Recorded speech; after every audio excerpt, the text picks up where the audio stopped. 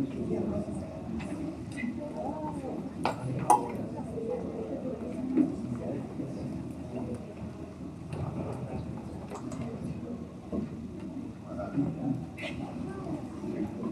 good afternoon, everyone. Thank you for joining us today for this roundtable discussion on a very important topic, the affordability and availability of property insurance.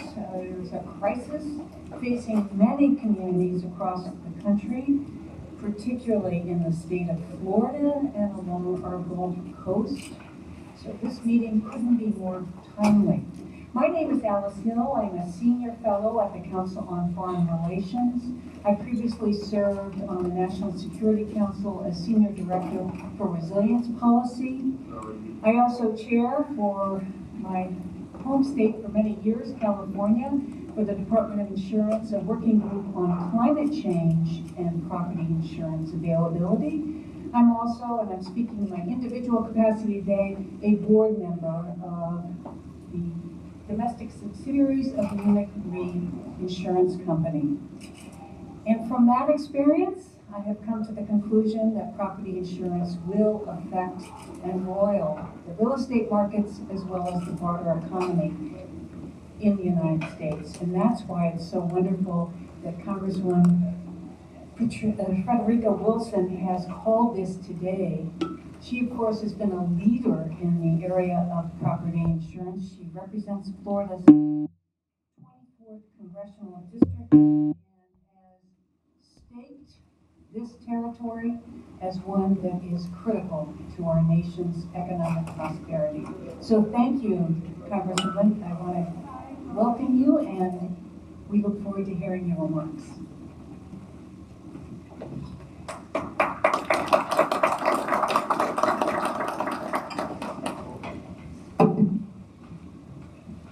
Thank you, Alice, and we're going to let you moderate for us today. My voice is bad, struggling.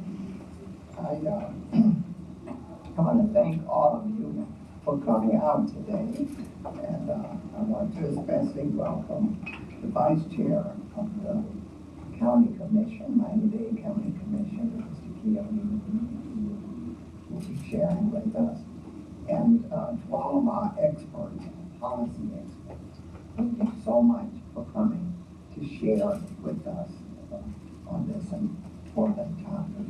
And of course, to all of my congressional colleagues who will be joining us and giving their expert opinions on behalf of Congresswoman Wilkins here with us now. Already stand up. Give her.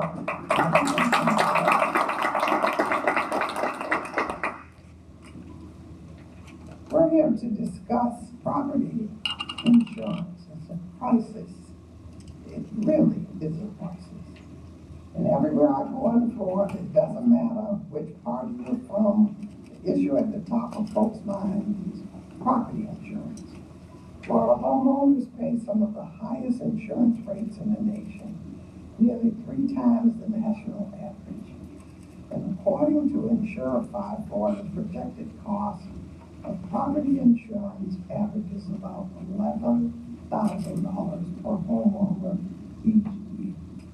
This is especially concerning for homeowners who have consistently paid the premiums and have not had any claims, yet still see the cost of owning a home going up. Now, Florida is not alone.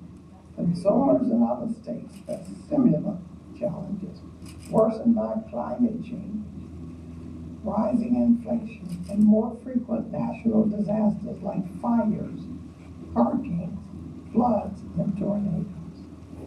Additionally, according to Moody's, many insurance companies have paid out more claims than they collect in premiums for the past decade. As a result, they have been forced to pay premiums on the markets altogether.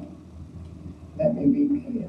This systemic problem could trigger a new housing crisis.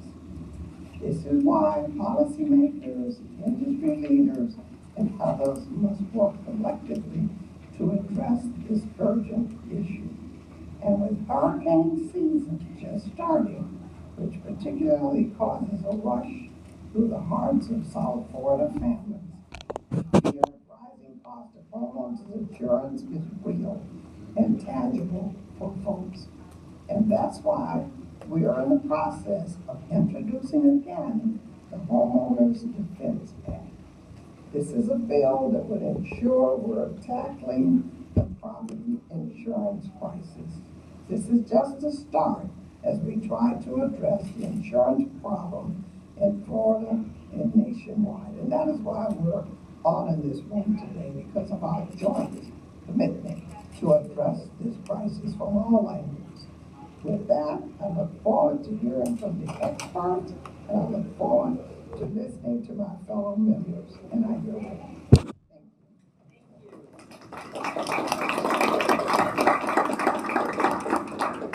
And at this time, I would like to ask Congressman Nikema Williams from Georgia's 5th if she'd like to share her perspectives on what's happening in her state. Thank you. Good afternoon, everyone. Thank you for being here for this very important topic, and thank you, Congresswoman Wilson, because this is quite timely. Y'all, I've got a pre-existing condition, and Obamacare, it won't protect it. You might think that I'm talking about health care, but I'm not. I'm talking about homeowners insurance. My pre-existing condition is that my roof was damaged by a tornado because I live in Georgia, and we are getting more and more frequent tornadoes. I got a letter saying that State Farm would not renew my homeowners insurance just 2 years ago. As a member of Congress, I sat there and I didn't know what to do. So I can only imagine what my constituents and my neighbors who went through the same natural disaster that I went through were dealing with. I got that notice and I thought, oh great, I'll just go and find more insurance. But turns out it's not that easy.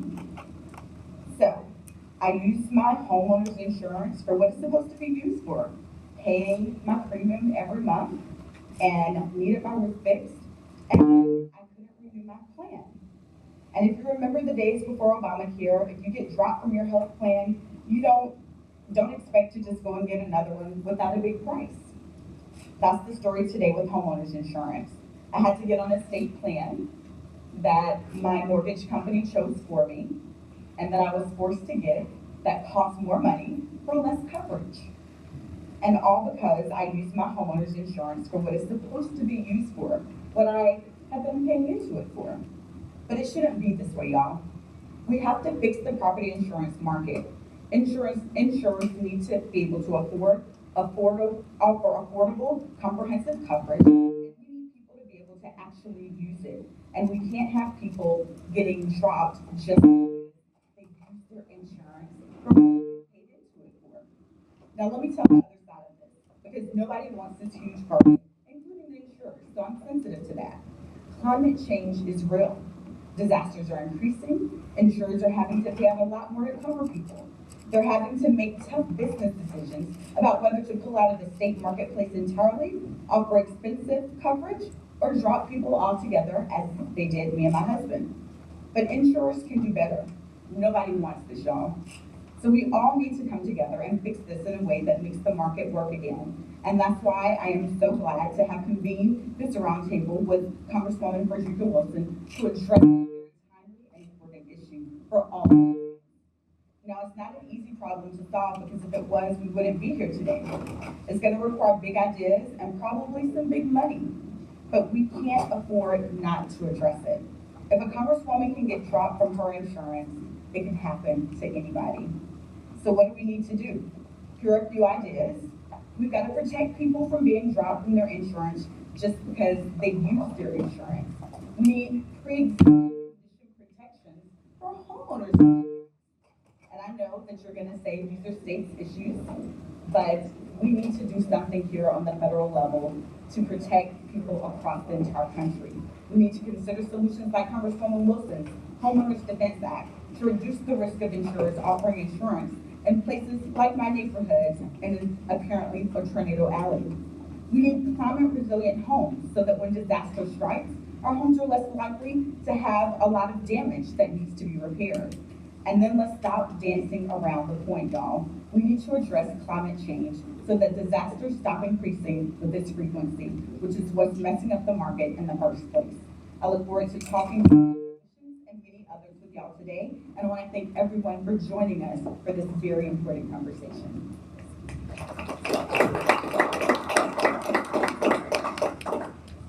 Thank you, Congressman Williams and Congressman Wilson, for setting the stage and for your excellent recommendations. Let's now hear from Representative Maxwell Frost from Florida's 10. Thank you. Hello, everybody. It's so good to be here, and thank you so much to the panel for being here. You know, this is an issue that's impacting the state of Florida greatly, but also impacting people across the entire country. This year, I've become the top Democrat on one of our subcommittees that handles economic growth. And part of my conversations with the majority and part of the commitment they've given me is that we'll have hearings on this issue. To having those hearings hopefully in this year, because this is a problem we need to deal with. You know, my colleague brought up that this was often seen as a state issue, but the fact of the matter is when you go home and you're talking to people, no one can discern what's a state issue, a federal issue, or a local issue. People just know that they're being knocked out of their insurance. People know that they're unable to afford the insurance, and at the end of the day, they're looking for their elected leaders to do something about it. In the state of Florida, our governor called a special session years ago, which not only failed to deal with the problem, but in many cases made it worse. People like him would have us believe that the issue here has to do with people taking advantage of the system, working people taking advantage of the system, which accounts for less than 1% of all claims filed. Legislation was put forward to deal with that very specific issue and did nothing to help Floridians. And again, I believe it actually made the problem worse. Part of what we have to look at here, which a lot of Republican politicians in Florida oftentimes have a hard time dealing with, is corporate accountability and our ability to regulate this market and the reinsurance market. There's root causes here that are the reason we're in this problem. And again, my colleague brought one of the most important ones, which is the climate crisis. And we know that hurricanes are lasting longer, creating more devastation, killing more people. And as a result of that, we're seeing businesses across the state of Florida and across the entire country greatly impacted. So there is federal responsibility here. I think it is important that we have these conversations. It's part of the reason I was encouraged to hear from our chair, our Republican chair on our subcommittee, that he wants to look at this as well. And it's not just a Florida problem. It's not just a southern or southeast problem. This is happening across the country. For many states, it's not an emergency, but it will quickly become an emergency as well. I'll end by saying I had a roundtable on this in my district a few months ago. And, you know, a lot of times when we talk about potential home ownership or people who are dealing with this stuff, you have a caricature of what a constituent would look like that's deeply impacted by this. But the fact of the matter is it's impacting everybody of all ages.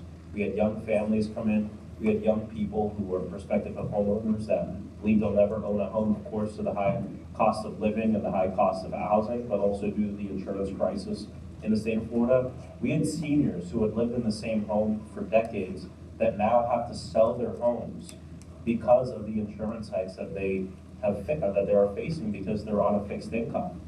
And because $10, $50, $100 over what they budget, they can no longer afford to live where they've lived their entire life. Our state is failing on this issue. The federal government needs to become more creative to find ways to incentivize good behavior from the states and punish bad behavior, and we need to do it soon. So thank you so much for being here. Thank you, Congressman. Well, you heard it. We have a big problem on our hands. We have a lot of frustration of homeowners, we have economic loss, and we have a real estate market that is being roiled. So that's why it's so terrific that we have this excellent panel to bring us insights today on some of the solutions and some of the opportunities. I will start with two representatives from our Congressional Research Service. We have Baird Wayble, who is a specialist financial economics at the Congressional Research Service Government and Finance Division. He focuses on financial institutions' policies, particularly non-health insurance issues, and he's no stranger to Capitol Hill. He spent 7 years on Capitol Hill as a congressional staffer, so he knows how business gets done here. Next to him is Diane Horn, and Diane also comes from the Congressional Research Service. She is an analyst on flood insurance, another area that Congress has a big role to play in, as well as emergency management inside the Government and Finance Division. She covers the National Flood Insurance Program and hazard mitigation assistance through FEMA, one way that we could build safer communities. We also have at the other end of the table here, Doug Heller. I want to welcome him. He is the Director of Insurance at the Consumer Federation of America, and his work focuses on saving policyholders money on insurance premiums and helping to curb unfair auto insurance practices in pricing. We have Robert Gordon from the American Property Casualty Insurance Association. Mr. Gordon serves as the Senior Vice President of Policy Research at the American Property Casualty Insurance Association. He works with APCIA members to develop and frame public policy positions on the opportunities and challenges, which we've heard already about, facing the property casualty insurance industry at all levels, state, federal, and international. And last but not least, the person who probably is feeling on the front lines of this challenge is Vice Chairman Keone McGee.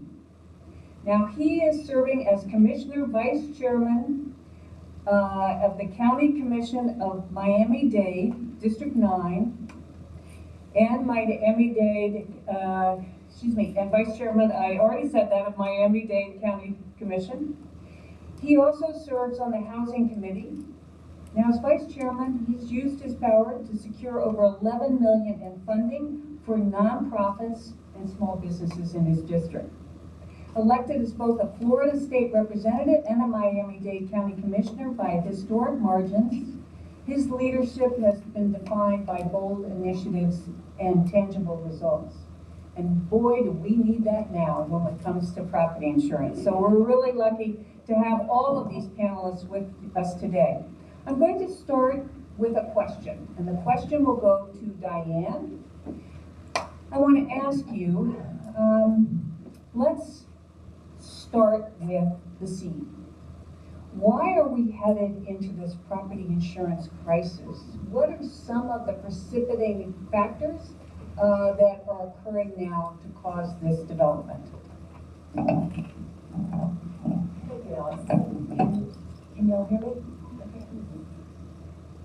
So, part of the context I'm going to be looking at is sort of natural disasters and their losses, as opposed to insurance specifically. And so one of the things that we have found is that the losses, insured and uninsured losses from natural disasters, have increased over the decades, in large part due to extreme weather. The National Centers for Environmental Information of the National Oceanic and Atmospheric Administration, NOAA, published data for billion-dollar weather and climate disasters between 1980 and 2024. You can see the diagram here. And what the diagram shows is that the number of events and the cost of billion-dollar disasters have increased in every decade since 1980. And note that this does not include the LA County wildfires from January of this year. And increasing losses are due to a combination of factors: the expansion of the population into areas that are susceptible to natural disasters, rising property values in hazardous areas, increasing inflation and interest rates, and inadequate building codes. Yeah, thank you. Well, you've summed up well many of the challenges. But now we have Congressman Troy Carter, who's joined us from Louisiana 2nd. And Louisiana is certainly no stranger to some of these challenges with property insurance. So please, if you could join us.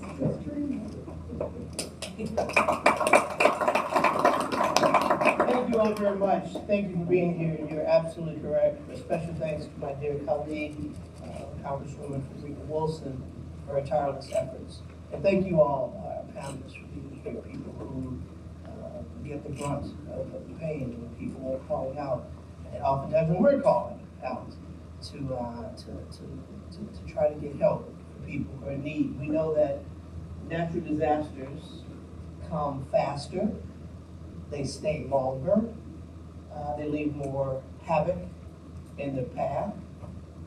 We even know their names. We know when they're coming, although there was a leader in FEMA who said they wasn't aware that there was such a thing as hurricane season. Well, yes, there is. There's a thing called hurricane season, and it happens every June. And those of us that are in those prone areas, we feel the pain. And we know that these natural disasters are happening in places that they haven't happened before, which means more and more people are having to deal with perils that they've never had to deal with before. Insurance companies are having to make a decision: is it wise for us to be present in this locale because of the number of perils that exist? Well, why else would you have insurance? But because we have needs. We have insurance because we are subject to perils. But we see people, insurance companies, make a business decision, and it's not for a business owner to make a business decision. But it is my place as a member of Congress to fight to make sure that we're regulating these entities that they're doing the best for the people who need them most, which is often the least of these. People are in communities that are struggling to barely pay for their homes, to pay for their living, who are then fought with watching these increasing insurance rates. And, you know, on the federal side, we have our own battle. And I know we're not here to talk about the National Flood Insurance Plan, but I would just briefly say, because I'm going to segue into the next part, this will make sense. The notion that we have the trying to balance a national flood insurance program that is literally killing people. People who own their own homes, who can no longer afford to stay in their homes because the insurance rates from that has gone up so high, it's higher than what their mortgage used to be. Now, I'll say that for a second and then leave it there. And the reason I say that is because there have been some who suggested maybe the federal government should take over property and casualty. My answer there is we should not give people false hope that we can manage property and casualty, because we haven't done a good job at managing flood insurance. But we know that the formula we have doesn't work. We know that premiums continue to get higher, perils continue to come faster, situations with flood insurance or property owners insurance because of natural disasters become more real, more prevalent in areas where they haven't been before. So we talked to our commissioners of insurance across the country, particularly in my state, to figure out how we're going to deal with this. In Louisiana, we created an incentive a few years ago, and we put a ton of money into the Commission of Insurance. They put a ton of money into the pool to attract insurers to come in. That's not a sustainable formula. I don't know what the answer is, but I know clearly the answer cannot continue going the route we're going, because the American dream will become an American nightmare. Because owning a home is one of the pivotal parts of the American dream. But if you can't afford to insure it, unless you're going to pay for it cash, no one's going to mortgage it. And even if you could afford to pay for it cash, what do you do when the peril comes? Not if it comes, but when it comes. So I applaud all of you. I applaud my dear friend and amazing leader for bubbling this discussion. I'm from Louisiana, and as you mentioned, we know it probably better than anybody. We're coming upon the 20th anniversary of Katrina. A storm that taught everyone. Doesn't matter your party. Doesn't matter your socioeconomic status. Doesn't matter your zip code. Doesn't matter how much money you have in the bank. We were all equalized in one day. If you saw those pictures that are blazoned in most people's heads of people in the convention center, mothers, fathers, babies, crying, falling out, people that should be in a wheelchair because they're unable to move on their own, struggling to be carried on the streets. The pain of watching bodies float by for people who sat on rooftops waiting to be captured and no one ever came. We know a little bit about this. And we know that we cannot keep doing the same thing over and over again. What is it? The quintessential definition of insanity? Doing the same thing over and over again, expecting a different result. The model that we have is not sustainable. So I hope I haven't given more problems than I have answers, but I just don't have any answers because there aren't any easy ones. But we do know this. In this room and on this panel and in our Congress, and in our state legislatures and our governor's benches, and our commissioner insurance offices across the country, we have to devise a plan that is not kicking the can down the road. We have to devise a plan that does not continue to watch record-breaking rates, record-breaking profits for the insurance industry while we have diminishing values for the homeowner or the taxpayer. It doesn't work. And the notion that some have suggested, let's have the federal government do it. Yep, that's because we're doing such a great job of what we have. I am not in any way opposed to some hybrid of how we meet the ability. But a simple passing of the buck only will give a temporary fix and make people feel, only to find that it's not the real solution. Don't know what it is. I hope you guys have answers. Know this, that we stand as partners to help you get there. If it's legislatively, we want to do that. If it's getting on the bullet pulpit, we want to do that. If we want to travel with you and have meetings like this, we want to do that. If it means rolling our tables up and being at the table to discuss solutions, we want to do that too. But we know this, as evidenced by my dear friend here and her taking battles on that others walk away from. We have to find solutions. And we have to not just keep looking and saying, it's that way because it's always been that way. Well, it's wrong. It's broken. It may have worked 30, 40 years ago, but we know that whether you admit it or like it, or maybe you'd like to call it something else, climate change is real. And you may argue how it happened. You may say it's the natural ebbs and flows, as some would suggest. Some are more scientific and say, no, it's because of mankind. We're drilling too deep, shooting too high. However you want to call it, you have to acknowledge it's hotter than it's ever been. We have storms in places we've never had them before. We have mudslides, tornadoes, floods, in places we've never had before. We have hurricanes that come now, a category 4 and 5 becomes more of the norm, when it used to be the exception. It's not an accident. Something's going on in our atmosphere. We've got to protect our environment. And while we're doing that simultaneously, we have to also find a way to address the need for people to insure their properties. If I've caused some confusion and I made you think a little bit more and gave you fewer answers than questions, I've done my job. God bless you. Thank you very much.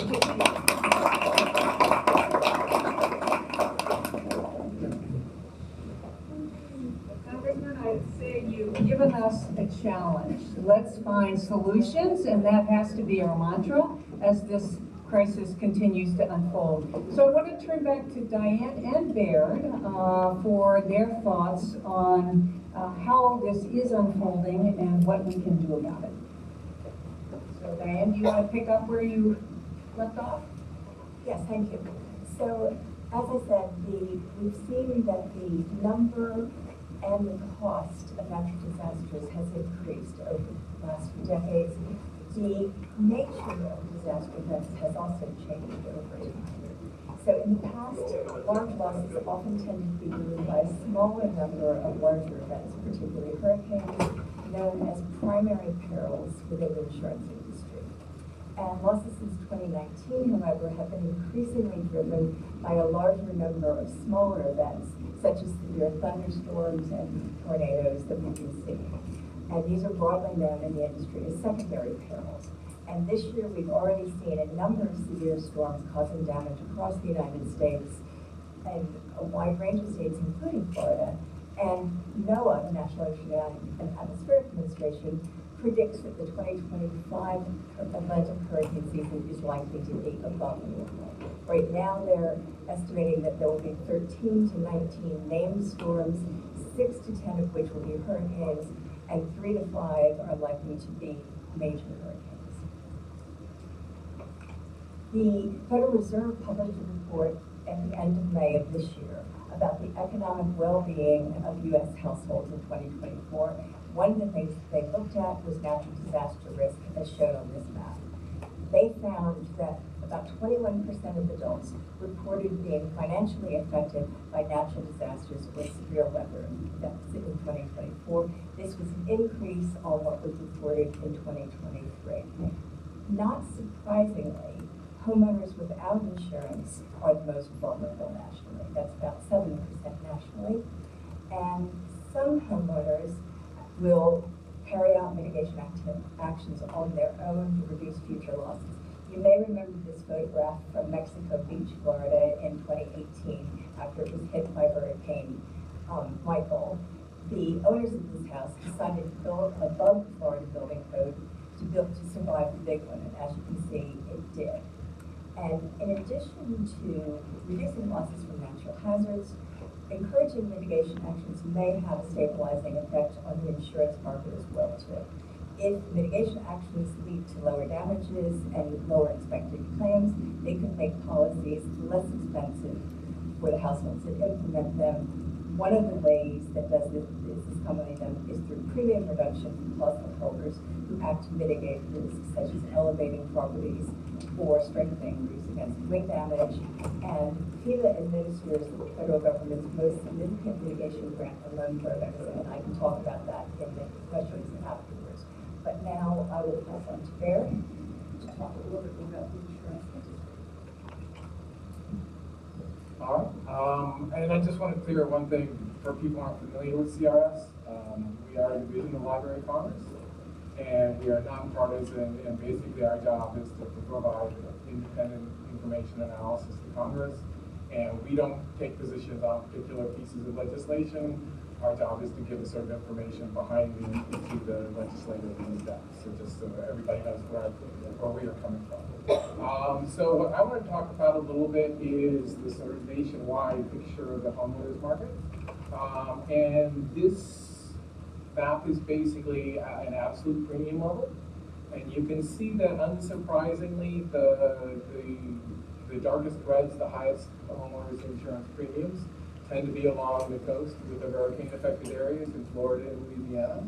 I think what's significant about looking at this, though, is starting to see the deep red that you see up in the middle of the country. As Diane mentioned, we're seeing a lot of different kinds of storms that you haven't seen before. And that's really playing out in higher premiums in areas that aren't used to the concept of paying as much for homeowners insurance as they can. I actually did have one person ask me one time what the really deep red splotch in the upper part of Wyoming is, and I think that's Jackson Hole. So probably more about the value of real estate in that area. But it's one thing I've learned in looking at insurance data generally is that any individual piece often has a story behind it. And so you probably don't want to hang too much of your hat on one particular piece of information as much as see what the overall picture is. So the next sort of graphic that we put together, this is the rate changes in the last year. And so you can see the highest rates were up about 22%. The lowest changes are down around 1%. And this is sort of, I think, particularly interesting when you look at, again, the darkest blue in the center of the northern frontier of the country are not areas that you typically expect to have the highest increases in homeowners rates. And in fact, Florida, in just the last year, actually saw much lower increases than it had seen in previous years in the past. There's some Florida-specific stuff that I'm sure Robert can talk about that may have driven these prices to come back down a little bit. But I think it's interesting that you're seeing, as I said, you're seeing increases in areas that aren't used to having those increases.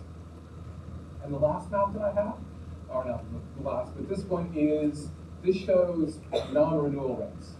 And I think as one of the members of Congress mentioned, getting non-renewed for a homeowner and being told by your homeowner insurance that they're not going to insure you anymore, is a particularly traumatic event. Because it's one thing to say, okay, my budget's gonna be a mess, I'm gonna have to cut back on my vacations or something to be able to afford my homeowner's insurance.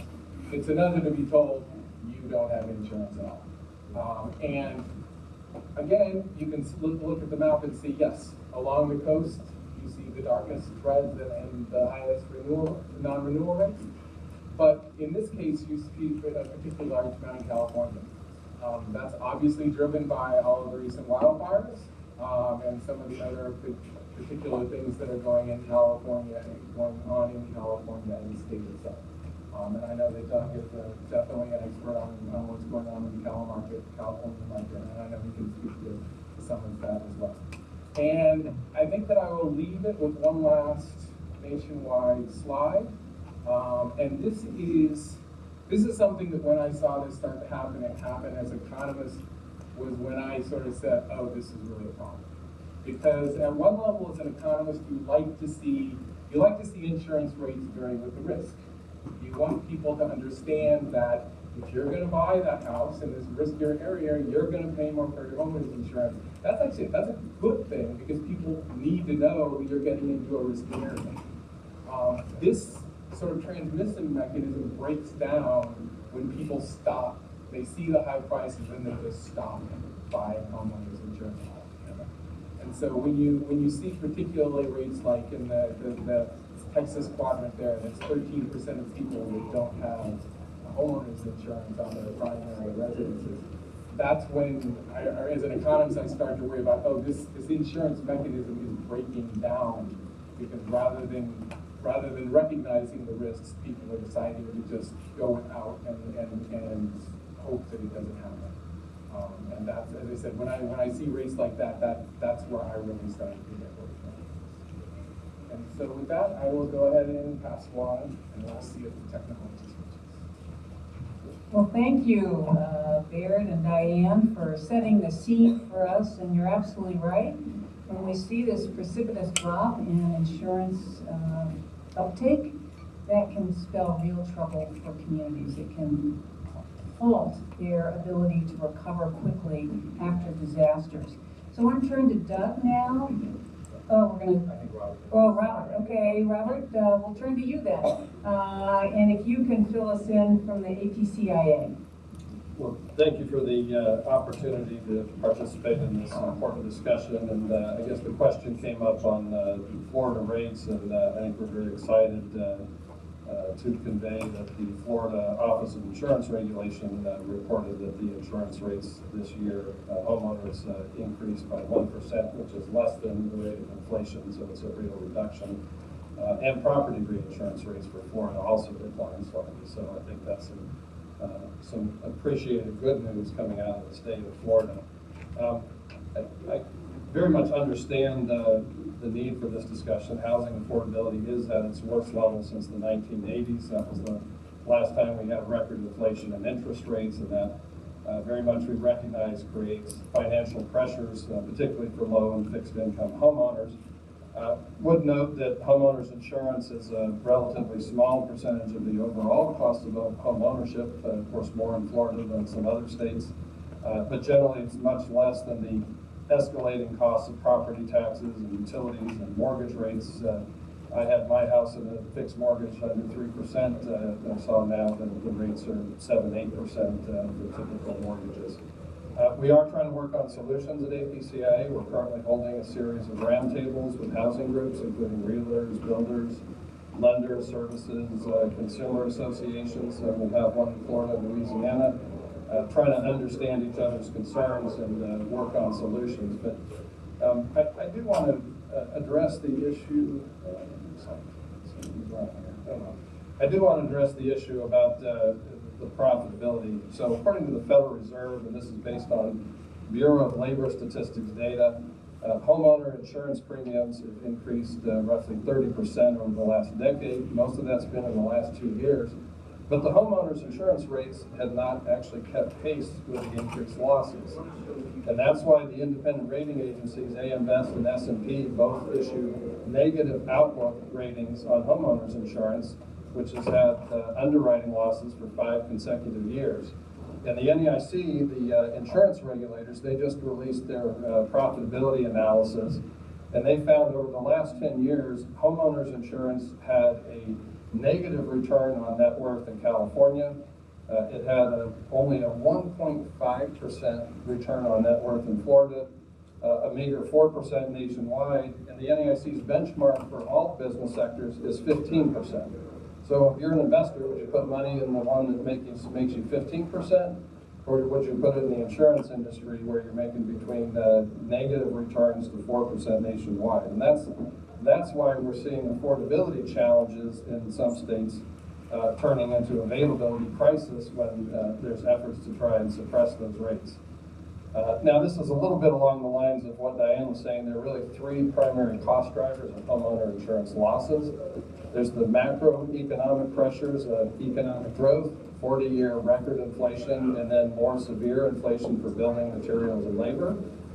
We also see climate pressures from demographic shifts with more people moving into areas prone to windstorms, flood, and fire.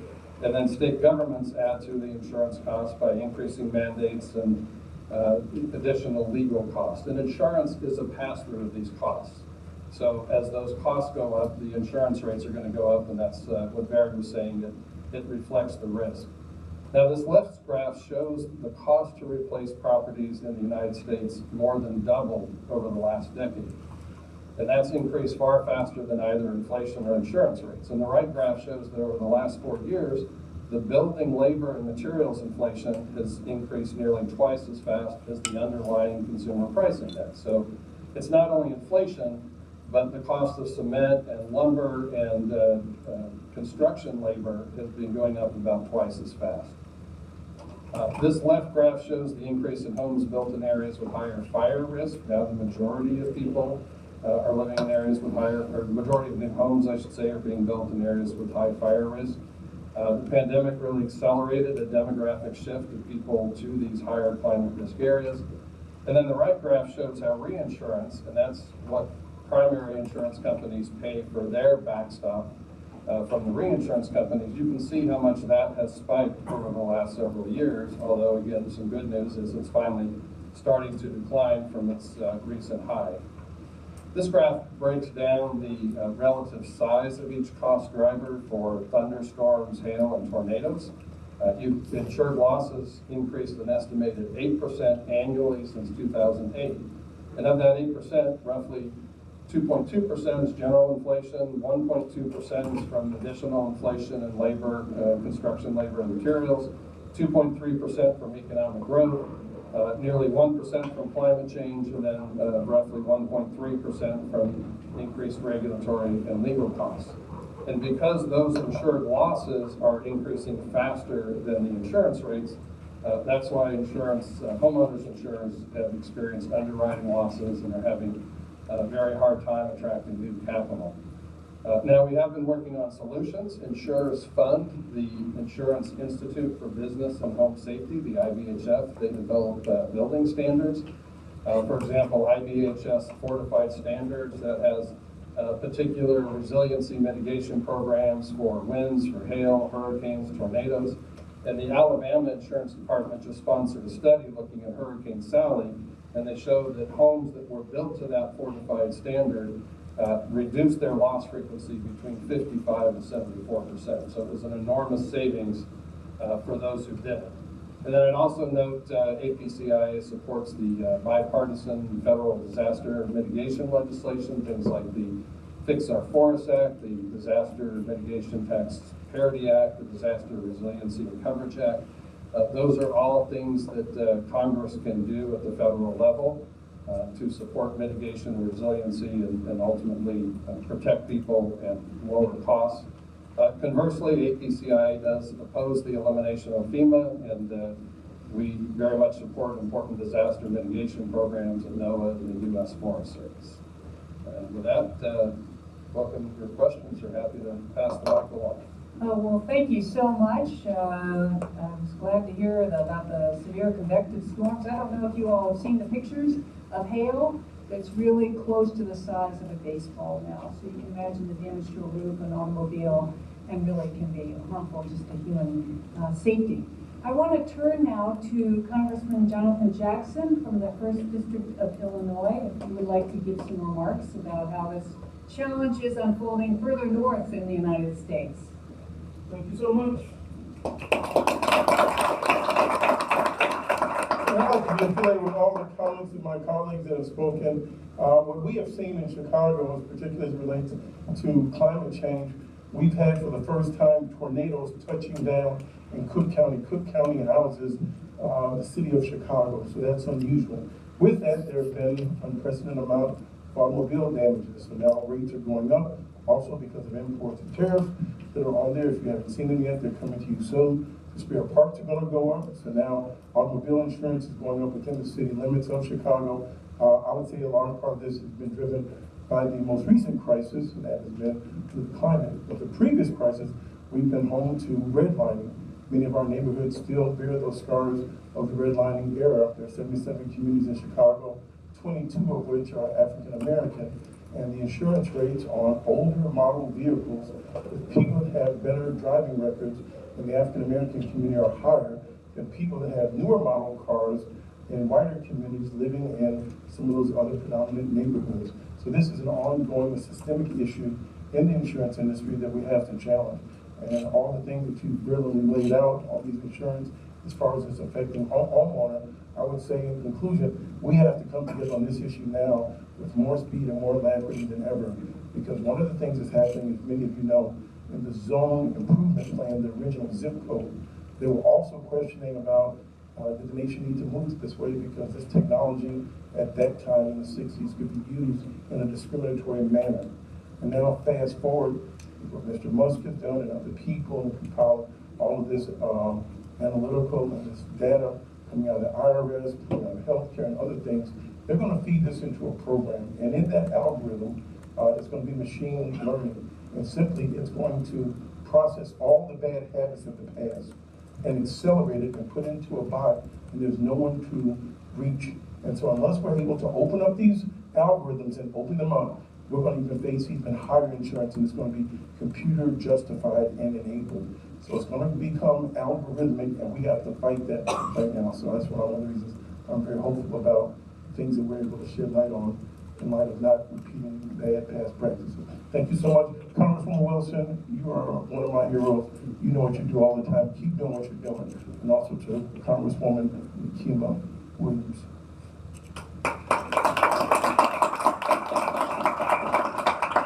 Thank you. And we heard it here. This is urgent, and there are a lot of solutions that might not be the best solutions. So I think it's time we'll hear from Doug Eller, who really speaks for the consumer here and their needs as they see their property rates go up or really property insurance not being available. Thank you very much, and thank you, Congresswoman, for having us and members for having us here today. And I'll just start by saying, Robert and I both look at a lot of data, Robert on behalf of the industry and me on behalf of consumers. Sometimes we look at the same data and we see the same thing. Sometimes we look at the same data and see different things, and sometimes we look at altogether different data. I want to share the perspective of consumers around the country and consumer groups that have been working on this for decades, which at Consumer Federation of America we've been doing for a long time. Over the past several years, Americans have experienced an unprecedented increase in the cost of homeowners insurance and an equally unprecedented decrease in its availability. We heard earlier at the beginning about the use it and lose it. God forbid you use this product that you've been purchasing and suddenly you're forbidden from buying it again. We're seeing this is the kind of problems that we're seeing in the market. Last year, we used American Housing Survey data to calculate that there are an estimated 6 million uninsured owner-occupied homes across the country. Miami has the largest uninsured percentage among major cities. It's about $1.6 trillion in market value nationwide of these uninsured homes. And these uninsured homeowners, these aren't folks who have lots of money and say, I don't need my insurance, I can take care of myself. These are disproportionately lower income Americans for whom their home constitutes virtually all of their wealth. Because they can no longer afford to insure their home, that bedrock of financial stability and opportunity is completely exposed to risk of catastrophic loss at the same time as we look today that risk is growing due to climate change. Now, in another study we conducted just earlier this year, we looked at premium quotes for a typical homeowner in every zip code in the nation, and we found that just from the beginning of 2022 to the middle of 2024, premiums increased by 24% nationwide. Now, that's understates it for some folks, and I know that we were told that this year Florida has been all right so far, but it has been brutal for over the last couple of years in many states. And while it's true that Florida has the highest premiums in the nation, as Barry was pointing out, the largest increases over the last 2.5 years were in Utah, Illinois, and Arizona. Yeah. And along with Florida, the most expensive policies in the nation are in Louisiana, Oklahoma, Kentucky, Nebraska, Texas, and Kansas. So it's not a coincidence, in my view, that all of those states have relatively weak regulatory oversight of prices in the market. So we aggressively regulate, and this goes to the equation of auto insurance, we aggressively regulate the insurance behavior of individual Americans, right? Government mandates and the market requires us to purchase coverage in order to drive a car, to own a home, get a loan. But in many states, we let the insurance companies file rates and just use them without the kind of scrutiny that we need to ensure that these essential coverages are charged at rates that are fair and justified. So as an example of the failure to take regulation seriously, we can point to the findings of a study that the Florida Office of Insurance Regulation kept under wraps when a few years ago the industry was lobbying the State House for measures to weaken consumer rights, and Representative Frost talked about this earlier when he was here. The industry won its desired changes by claiming that the industry had sustained huge losses in Florida over the state for prior years. But what was actually happening, according to this report that was kept under wraps, was that insurers were increasing their revenue by jacking up rates, but then transferring the windfall to hide the profits over to affiliated companies. This was just recently reported in the Miami Herald and the Orlando Sentinel. On that deception, they won law changes that diminished consumers' rights, even though they could have been lowering rates all along. So when we hear that rates have now started to settle down, they could have been lowering rates years ago, but they used this deception by moving money out of state and out of their insurance company. But more broadly, while the industry-wide data is, this data is not just homeowners insurance, it's notable and important that in 2024, insurers charged over $1 trillion in premiums. It's the most that's ever been charged by the property casualty industry. It reported $169 billion in net income.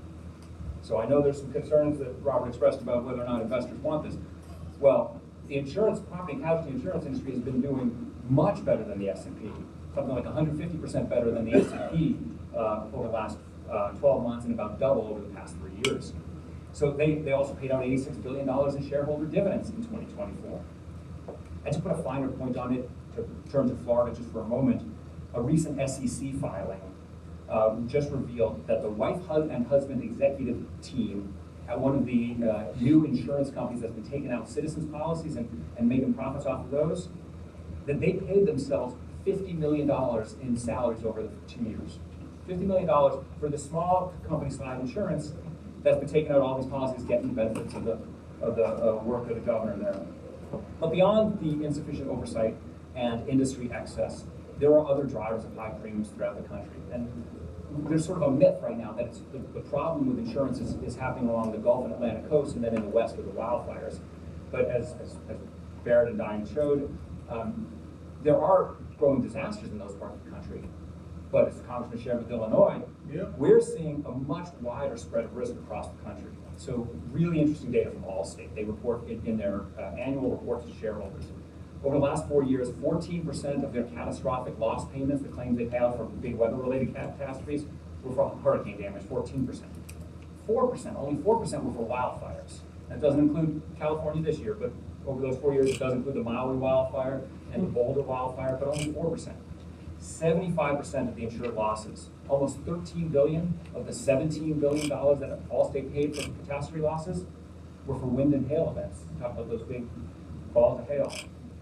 So what we're seeing is the vast majority of catastrophe losses are actually happening from the western slope of the Rockies to the eastern slope of the Appalachians, from the middle of Texas up to the Canadian border.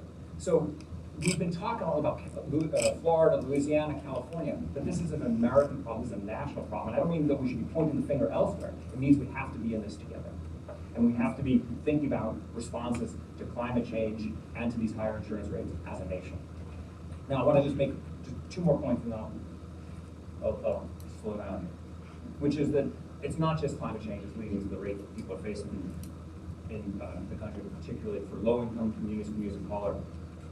What we see is that insurance companies use people's credit score to price them, even if they've never had a claim on the house. So people, if they don't have an excellent credit score, they will pay dramatically more, hundreds, thousands of dollars more, just because of that credit history. And as everyone knows, credit scoring disproportionately harms low-income American people. And this use amplifies the premiums that are already boiling over because of climate change. We even find that the credit score and the credit impact has more of an impact than the local climate risk on people's homeowners insurance. Now, Robert talked about the global reinsurance market being a challenge. Well, that's an unregulated marketplace. And of course, we all suffer when these unregulated companies continue to play the seller's market that they have. And we have to get that under control. I appreciate the Congresswoman bringing reinsurance into the legislative discussion.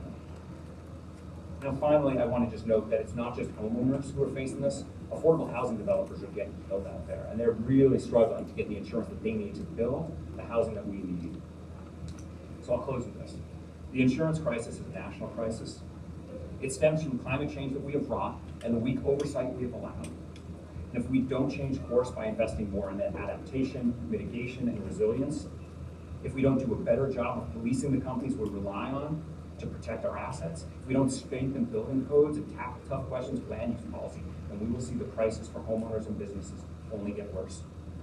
So we have no choice but to take action on behalf of American consumers and communities in order to protect stable and sustainable homeownership and housing throughout the country. And I appreciate that we have opportunities like this to have those discussions. Thank you. Thank you so much. And you've issued a challenge, and the moment is now.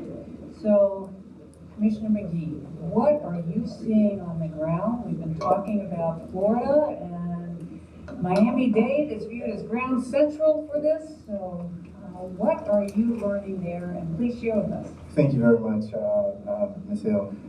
First of all, let's give Congresswoman a round of applause for bringing the brightest and intelligent minded brothers and sisters who I have the opportunity to sit up on this panel with. Oh my God, you guys are a wealth of knowledge, and Doug, you're my new brother. Secondly, let me just say, you know, you're talking about the power of insurance and the insurance industry. You're really talking about 4 levels of power, right? You're talking about people, profit, premiums, and politics. And so, the way Miami-Dade County is set up, it's really set up on the foundation of what occurred during 1992, August 24, 1992. And that is when Hurricane Andrew hit Miami-Dade County in ways that this country had never seen before. After that storm hit, we began to change our zoning codes, our building codes, materials began to rise, and we saw insurance companies actually recalibrating their position as it relates to risk. That's the backdrop. That's the foundation. It appeared that we were doing the right thing to benefit the people because the people were hurting. And as people are hurting now, you hear their screams and their cries, but they're not crying with tears. They're crying with their pocketbooks. They're crying because they have to make a decision between prescription drugs or their premium.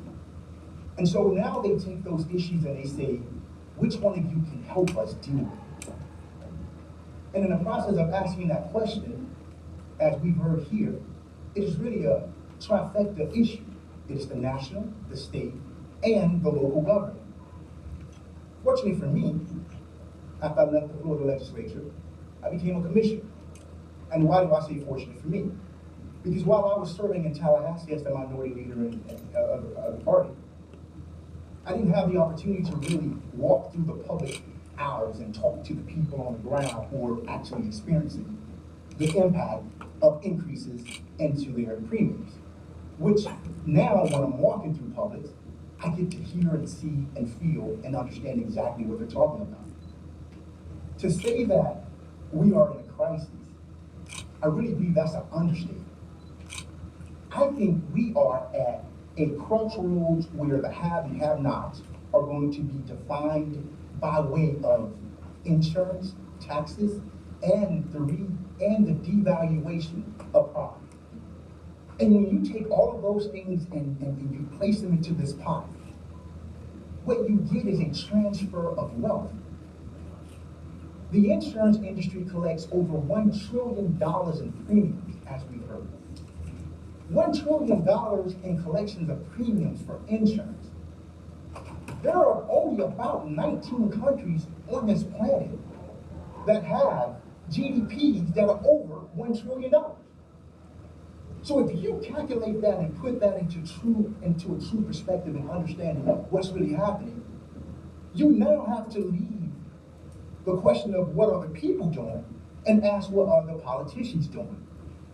Because now this is no longer a people's question or a people's problem. This is more so a political question, a political problem that deserves a people-driven policy. And if you're agreeing with this needs to be driven by a people policy, a people-first policy, then now you come to the realization that just maybe, profit is driving this discussion about insurance. It's not about saving the property of those who are in communities based on zip codes and credit scores who are not getting a fair shake and saving their property. It is really about redistributing the actual wealth of a community. And you say, well, wait, that is really heavy. Well, it is heavy.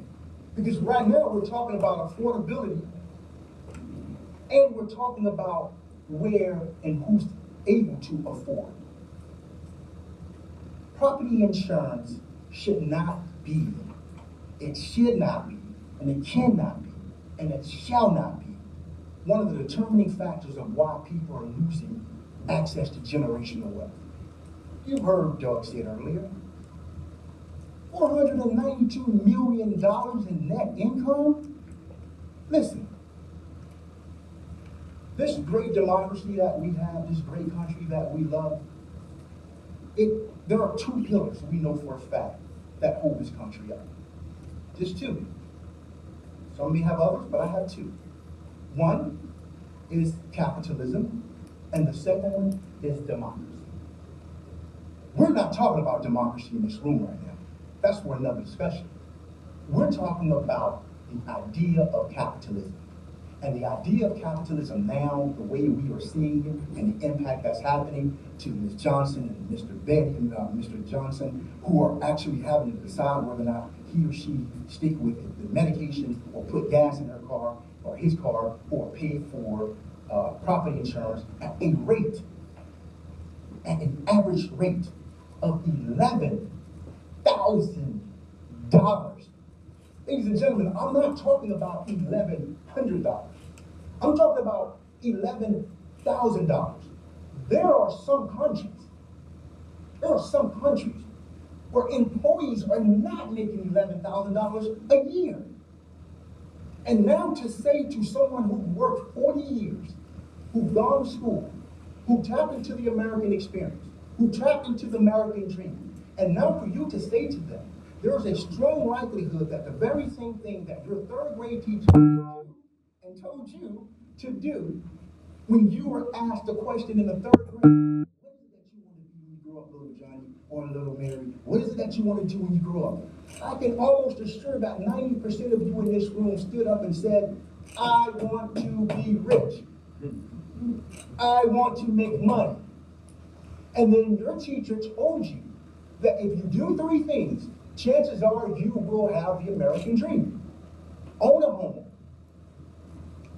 pay your taxes, and play by the rules. I'm here to tell you, based on what I'm seeing in the conversations I'm having in the aisles of Publix, Starbucks, wherever else I go to get something to drink or eat, the trifecta of mortgage, taxes, and insurance are burdening these people so much that the generational gap is not only widening, but it's about to be obliterated. There will be no gap. It will just be those who have and those who are just standing looking around. And this is why, as I close, when we talk about what is it that we can do to drive this conversation to create a solution, so long as we don't engage into the political discussion openly, we're going to leave this to the industry to control. I am an attorney by trade. And one of the things I can tell you that has hurt the people the most is that we block access for them to walk into the courtroom as a victim against these insurance companies. I'm not saying insurance companies are bad. I'm not saying that at all. But what I am saying is, when you say the reason why premiums are going through the roof is because of tort reform, and because tort reform is needed, what you essentially are saying is, we don't want the people who pay their premiums to have access to an independent judge or independent system to make a determination on whether or not they were wrong. And these are not claimants, I'm saying to you. They're not claimants, they're victims. So when we hear tort reform, we're simply saying, Miss Betty and Miss Johnson, you're not going to be able to have your day in court because the big insurance companies who don't play by the rule, again, not all, but the ones who don't play by the rule, they have written legislation, handed it over to their elected official, and their elected official filed that as his or her own piece of legislation, and that became law, i.e., the industry is writing the law. And as I close, we thank God for Congresswoman Wilson and those who spoke earlier. It's because it's going to take those outside of the box to challenge the norm. Everything is normal until someone comes around and says, no, we're not going to be stuck in this quagmire forever. We are going to get out of it. And the way we're going to get out of it is we're going to have these discussions with these intelligent, highly skilled professionals, and we're going to talk about what is it going to take to get us out of this mess. Because ladies and gentlemen, make no mistake about it, we are inside of this, and it's only going to get worse. And those who still have your mothers and your grandmothers and your sisters and your mothers and your brothers and your sisters who are aging, chances are, if we stay on this trajectory, that generational wealth that was promised to them in the third grade by the third grade teacher will not come to pass because they're going to lose that house. If they lose that house, they cannot act upon that one verse in the Bible that gives us strength and courage to go forward. And in the Bible, it simply says that our job is to leave an inheritance to our children's children. And if the way this system is going, because it still is broken, and if we don't fix it, there's a likelihood that we're not going to be able to leave an inheritance to our children's children. Those are my comments. Thank you. Thank you very much. And you've heard it's a mess, it's getting worse, and you've made very clear that these impacts are going to fall on everyone, but they will fall unevenly on some, and some will be greatly harmed. I want to open this up to questions for our esteemed panel, but I do want to ask our panelists, because we've already had a request from the audience, if you're willing to share your slides, and we'll make arrangements for that to occur if you would. So I will, as you're thinking of your question, I do want to ask our experts here. We have a system in the United States where if you buy a home and then you get property insurance, you might think, oh, well, this will just cover me. So if there's an earthquake, if there's a fire, if there's a flood, I'm going to be okay. It turns out we don't have that. How do we get to a better place so people aren't surprised after an event that there's no coverage for them with a flooded basement or a windstorm that's ripped off their roof? So I don't know who wants to take this first, okay? And then we'll have a response from the consumer, okay? I'll start with that, because this is actually one of the fundamental questions we've been talking about in our cross-sectoral roundtable. And the question I had asked of the group is, how can we get to the consumer? When's the real teachable moment?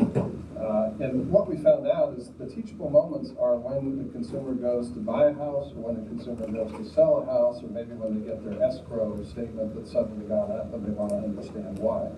That's not a time when they're talking with the insurance people, but that's when they need to learn about it. And so we're talking with the various realtor groups and the NEIC and others about how can we get the right consumer education materials to them. One of the great consumer groups said that they found their members are very resistant until they turned it into an HGTV kind of show about buying or selling a house, and then people were more receptive. You kind of sneak the education in there. So I think that's going to be a big focus. It's a critical gap. We have warned Fannie and Freddie and others that earthquake and flood's the most common peril, and that both could be disastrous risk. Consumers are very, very underprotected for those. So I think that's a big focus that we're trying to find solutions for. If I could add, I think it is an important question. I actually don't think that education alone is going to work. I mean, we can tell people to, buy more products, spend more money. It's hard to get that done. I live in California. I have to buy 3 insurance products to insure my home. I have to buy the home insurance, the earthquake insurance, and the flood insurance. Most people, I spend my whole life doing insurance, so I'm going to figure that out. Most people aren't going to figure that out. We worked on a bill similar to Congresswoman's bill on reinsurance with Congressman Adam Schiff to create a reinsurance program similarly. And the idea, one of the things that we look to do is to leverage access to that program means you need to sell an insurance policy that covers all risks. We think it makes more sense. People buy a home, they want to insure their home, they should buy insurance that covers all the risks. And what happens when you put flood insurance and earthquake insurance, which of course that risk is unevenly distributed in the country, so it can be priced differently around the country. But the difference between having 4, 5, or 10% of Americans buying flood insurance and only the people in the most flood-prone areas is that is not well-distributed risk. That's not pooling the risk, right? That's concentrating the risk. But if you put a flood insurance policy in every homeowner's insurance policy in America, it's much less expensive because we're all in it together. Americans have been surveyed on this. We don't want to live on our own island where we just have to sort of figure it out on our own. We want insurance to be a pool. So we really advocate bringing insurance back into the insurance product, right? Instead, what we're seeing is policies that get hollowed out. We've got these actual cash value policies where you don't actually even get to rebuild your home. It gets depreciated, the value, before the claims get paid. We got folks with just less and less coverage. We need to be putting more and more coverage in, spreading that risk, make it more affordable, and provide more protection. Thank you. Any questions from the audience? Oh, all right, yes. Yes, Jonathan Jackson with the Williamsburg, representing the National Association of Mortgage Brokers. I had a question. Does anybody have any thoughts on Risk Rating 2.0 and possibly making any changes to it? Like Diane does. I think that's probably me. I do the National Flood Insurance Program.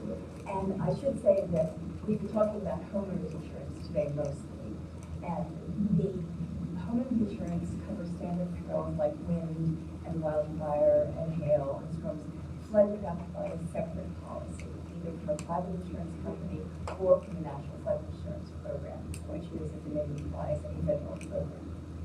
One of the things that the NFIP does is it requires people who are mapped into what FEMA calls a special flood hazard area, the high risk area. They have to have flood insurance in order to get coverage. And Florida is actually starting on an experiment with this, Florida Citizens, which is the insurer of last resort for homeowners insurance. So again, not covering flood. But what they are doing is they're starting to make everyone who has a Florida Citizens wind policy is going to have to buy flood insurance as well too.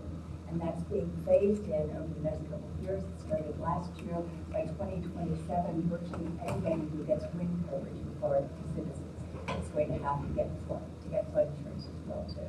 So that's the sort of context for the question about Risk Rating 2.0, which is a new pricing system for the NFIP. And this has come in partly to bring the NFIP into the 21st century. They have been pricing things the way they were in the 60s, early 70s. And at that point, they were basically charging people for the risk of flooding from rivers and flooding from the sea. It wasn't including other sources of flooding, particularly flooding from heavy rain that we're seeing happening more and more frequently. So what FEMA is doing is they are trying to move people towards their full risk-based rate. There are some people who probably pay more than they should have for their flood insurance, and they have seen their premiums go down. But the majority of policyholders would pay less than they should for their actual risk, and they are seeing their premiums go up. Congress has placed a limit on how how rapidly those premiums can be increased. For primary residences, it can be increased by no more than 18% per year. For other types of properties, 25% per year. That's still a pretty big sticker shock to people to see their flood insurance premiums go up year after year after year. The GAO has estimated that it could take to 2037 before the majority of policyholders are paying their full risk-based rate for flood insurance.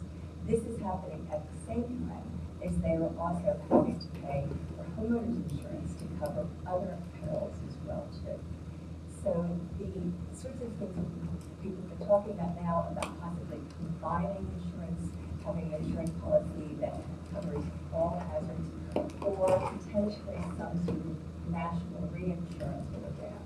Those are the types of things that Congress is thinking about right now. And I will stop there, but I'm happy to sort of talk to people about this. You can always contact CRS for individual discussions or group discussions on these topics. Thank you. We have another question? Yes. You've got the microphone, which gives you the floor. Here, go ahead. Hi, my name is Michael Huggins. I lead federal affairs work for Color Change, which is the nation's largest online racial justice organization. We are doing a lot of work on AI and proliferation of AI and technology. Forgive me if you all spoke about this earlier. I did come in about halfway. But I'm very curious. We're very concerned about how these technologies are being used in order to price many communities of color out, and especially we're very curious what is the potential impact on property insurance. We're obviously very much concerned, Color Change, about people's capacity to own homes and to be able to keep their homes. So I just wanted to hear from you all what, if any, impact AI is having on affordability of property insurance, and what do you sort of suggest should be done? All right, anyone, yes, go ahead. I can tell you right now in Miami-Dade County, we are engaging into conversations about having AI to review and predict areas that have stormwater reduction and or retention. We're looking to have AI to determine, based on what NOAA is putting out there, areas where we can possibly rezone to allow for folks to build at a higher level that would also increase density. We're also looking at AI to determine areas such as mangroves and storm and seawalls. And why those are important is because if we can find a way to predict, whether we're using quantum computing or just AI in its raw form, if we can predict areas where we can incentivize better building, better zoning, in the end it does save the actual ratepayer more money towards the end than it will cost them if we take those measures. So right now in Miami-Dade County, I can tell you, we're looking at AI and we're working with some industry folk to look into these issues, particularly when it comes down to, again, wetland and mangrove infrastructure, aging, and hardening of our electricities, byways like that P&L. I think that AI is going to play a big role. We're already seeing it, but it could be for good. It could be highly discriminatory, for bad, and be highly discriminatory, or it could be for good and giving better information. I think it's a great question. How is the industry going to deal with AI? But I'm not sure the answers are here yet. We do have one last question, and then I'm going to ask each of our panelists to give us a 1-minute summary of their top thoughts of solutions and opportunities for this group who are change makers and are interested in trying to find a better way forward. We've heard it's urgent. Yes, you're back there. Good afternoon, I'm Tayani Hill, intern with the Congressional Black Caucus. My question is, insurance companies are making huge profits while people are losing their homes because they cannot afford rising rates. How can Congress continue to hold these companies accountable, and should the government step in offering a fair option for people in disaster-prone areas? Great question. Should the government be stepping in as private property insurers lead? Who wants to take that on? So I have to say it's a little bit of an upside down world that my colleagues are talking about when I hear that insurance is increasingly unaffordable, but insurers should also be forced to dramatically expand coverage. Well, what's that going to do? It's going to make it less affordable. It's also an upside down world when I hear, well, insurers are making these incredible profits and then they're running away from all these risks. If it's profitable, they're going to be running towards them, not away from them. This is data from the NAIC that they just published. So this is not insurance data. This is the NAIC, the insurance regulators data. Which would you invest in? Would you invest in the green bar or the fortune all industry, or would you invest in homeowners in California or Florida? That's return on net worth. That return on net worth is so low, it's not going to attract any capital. That is not profitable.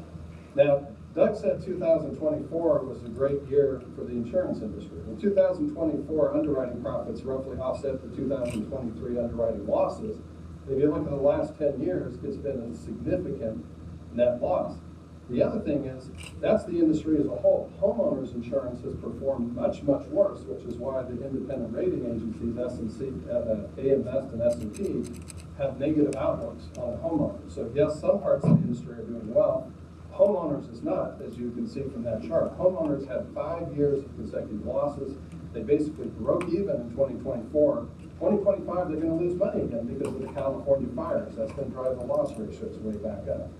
So we think there are solutions with mitigation to reduce losses, protect consumers. We're trying to talk about innovative things like maybe instead of an opt-in for flood, maybe it's an opt-out for flood insurance to get more coverage. We're trying to talk about ways to get consumers engaged in these issues and give them more choices. But to say that the insurance industry is profitable just is not supported by the data, particularly not for homeowners insurance. All right, we're going to have to wrap this up. A really great discussion, but each of you are going to have a minute, and you can use it as you would like. I'm going to start at this end of the table, Doug, to kick us off, and then remember, we do have a beautiful buffet in our back.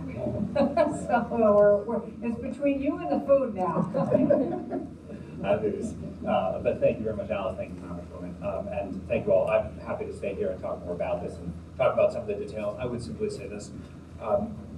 We can have a lot of disagreements about the industry. I have spent almost 3 decades looking at ways to protect consumers from what I see as sometimes a rapacious industry that takes advantage of the fact that we are required or need to buy this product, but not just because government tells us or the mortgage company tells us, but because we need it. Because if we want to build wealth in America, if we want to have sustainable home ownership, if we want to drive on the roads, we need that protection for all of us. So it's worth making this product work well. But I would also say, and this is a little bit of field from the discussion, if the industry doesn't feel like they can make a profit, well then let's reimagine the service itself. It may be that the private sector is not up to the task of insuring Americans so we can have a sustainable housing system. And if that's the case, then let's start thinking about turning some of these public programs like the Citizens or the Fair Plans into better programs, programs that actually work for people. And that's an opportunity that we can also be thinking about. So I'm going in this other direction to close by saying, it's time to open the aperture, look bigger, because the insurance industry keeps on telling us they don't want to serve us. Maybe we should take them on their word. All right. I don't know how I can follow that one, but let me just say that I once heard that a good accountant can work magic on your books. And there has been reports found within publications that have shown us how to take money out of one pot, put it into another corporation, and that corporation writes it up as a loss, and the second corporation then also lists itself as a loss. So basically, Corporation A will claim that it made $1. Then Corporation A then will take that $1 and pay it to its second corporation. It will pay that corporation $2. So on the books, it looks like Corporation A is in the negative, while Corporation B has accumulated $2 in profit. But then Corporation B then pays Corporation C $3. So now Corporation B gives the impression to the accountant that it is a loss. So when we hear that corporations in the insurance industry are saying that they are at a loss, it's hard for me to balance that with those who are in the supermarkets. These are not accountants. These are bus drivers and bus aides and cafeteria workers and custodial workers.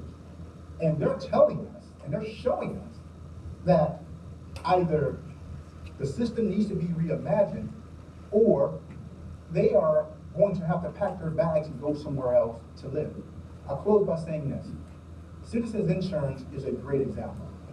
Citizen Insurance, the law has changed in the state of Florida, where we have this thing called Glide Path. And the law allows for Citizen to hike its rate of 1% every year. Citizen right now, or previously had 1.4 million policies within its budget.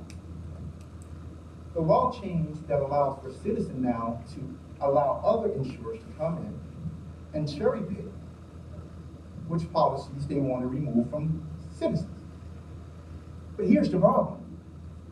They're not only cherry picking which one of these policies they want to take. So long as they come in less than 20% of what Citizen is charging, they are allowed to increase the rate by up to 19.99%. So what does that mean? What does it mean? What it means is there is a determination being made by those in the insurance industry, a round table, and conversations that you and I will never be privy to, that so long as they don't meet that threshold of 20%, they can come in and jack your insurance up by 19% and still be within the four corners of the law. Why is that important? Have you tried going to someone's house someone who has little reserves left to cover their cost of living and asking them to increase payment by 19%? That is not something that many of us can say, that's really not a major impact. But try that to the lady who's making, her Social Security is giving her $600 a month, and ask her to pay an additional 19% towards her property insurance. And you ask me, what is she going to cut? What is she going to cut? And oftentimes, you know what they cut, ladies and gentlemen? And I'm in these homes. My seniors program is live, thriving, and strong. It's one of the best in Miami-Dade County. You know what they're cutting? Food. They refuse to eat 2 to 3 meals because they don't want to lose the home, because that's the only thing that gives them dignity and pride to pass to their kids. That's what the reality shows. Well, the stakes are high here, and there are many people we need to protect as we see these changes occurring. Thank you. I'm going to turn next. I'll remind you, there's just a little bit of time left, so let's go. Make it quick. I am a little curious what government insurance program people think is a better model than the private sector. Is it the NFIP that's $22 billion in debt even after $16 billion of federal forgiveness? Is it the California Fair Plan that just had to ask the private industry to pick up over $1 billion in losses and is the subject of class action lawsuits? Or Citizens in Florida that keeps issuing assessments on homeowners because of their cost overruns? The private sector in Florida insurance rates went up 1% beginning of this year. That's the lowest increase in the nation. So there are a lot of challenges. We think long-term solutions are mitigation, resiliency. We think we need to particularly focus those efforts on the poorer people who can't afford it. We think the NFIP, if they're going to subsidize people, again, focus on people who can't afford it. Don't give subsidies to second homes and people who don't need it.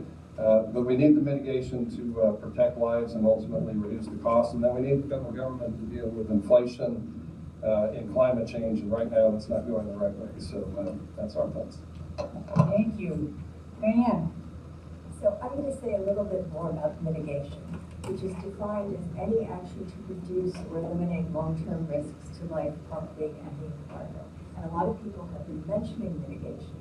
There was a study a few years ago that showed that for every dollar invested in mitigation activities by federal grant programs, society as a whole would be expected to save $6 for future losses.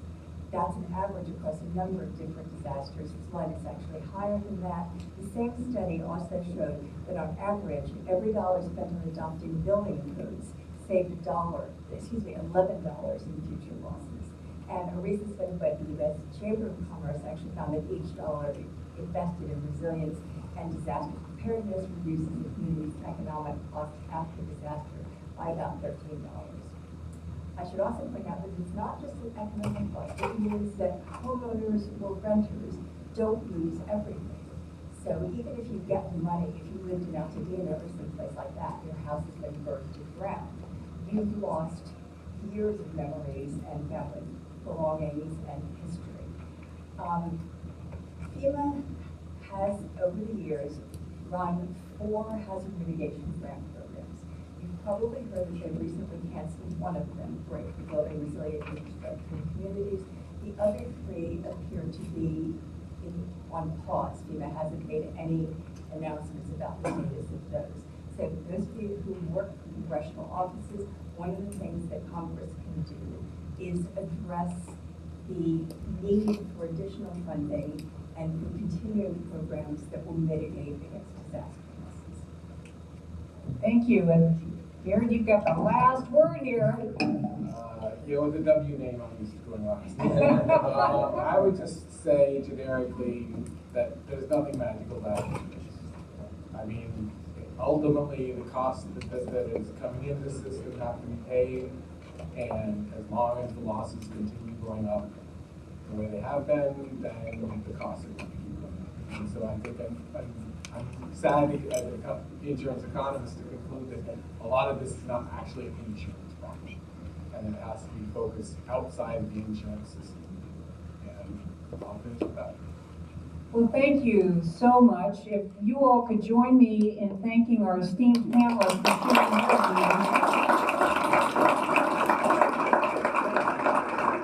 One of my takeaways is that we're going to need energy, focus, and vision to tackle this challenge. And I want to say that Congresswoman Wilson has shown us by convening this roundtable and pursuing the important legislation to get to answers for the American people. So please join me in thanking her and her staff for the